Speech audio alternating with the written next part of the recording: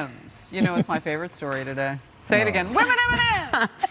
The parent company for M&Ms, Mars, has debuted new feminist bags of, quote, celebrate women everywhere who are flipping the status quo. The new brand features an all-female lineup of M&M characters. One includes green and brown M&Ms holding bags on the beach. When you look at the package, the women are upside down. And I understand flipped, but thank you very much, we stand on our own. We don't need to be shown on a package looking crazy upside down. Conservatives have found a new front in the culture war, and it may sound familiar. This time they're mad again at M&Ms. Now, you might remember that when M&Ms changed the look of the green M&M, a lot of conservatives had a meltdown because they made her less sexy. The green M&M, you will notice, is no longer wearing sexy boots. Now she's wearing sensible sneakers. Leading women do not wear sexy boots.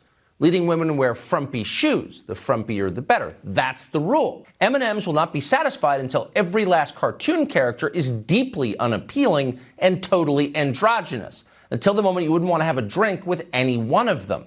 That's the goal. When you're totally turned off, we've achieved equity. Now, there are a few factors at play here, and we'll go through all of them. First, the right loves doing this stuff. They love taking trivial nonsense and turning them into a national news cycle. It's unfortunate that we're even talking about this right now, but I do think it reflects their broader strategy in engaging with politics and society, because they're trying to convey one company's aesthetic change as reflective of a broader movement on the left, and that's just not true. This has no meaningful impact on the minds or views or actions of people in the Democratic Party or on the left at large. But what the right wants their base to think is that this shows some sort of indoctrination, some sort of propaganda, some sort of erasure of men. It's a rapper.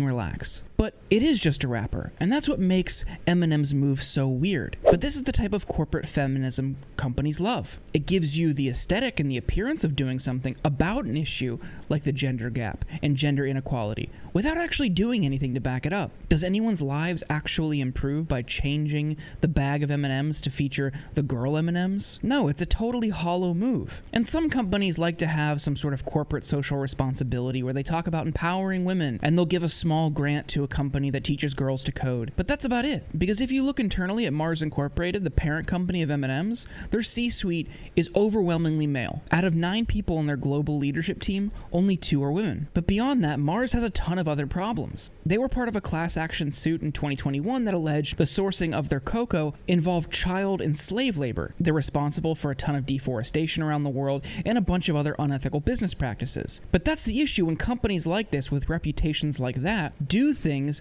that just wink and nod at social issues. It doesn't address the root causes or the material conditions that people, and marginalized people in this case, face. And that's what makes all of this frustrating, because on both sides here, the right-wing pundit class and the corporate class, ultimately, they want some of the same things. They want lower taxes, they want to boost corporate profits, and they want to keep getting richer. To do that, the pundit class will have you distracted by things the corporate class does. It's really the perfect con. It keeps people distracted as they rob you blind. So next time you hear about one of these culture war fights, just tune it out. Pay attention to the issues that matter.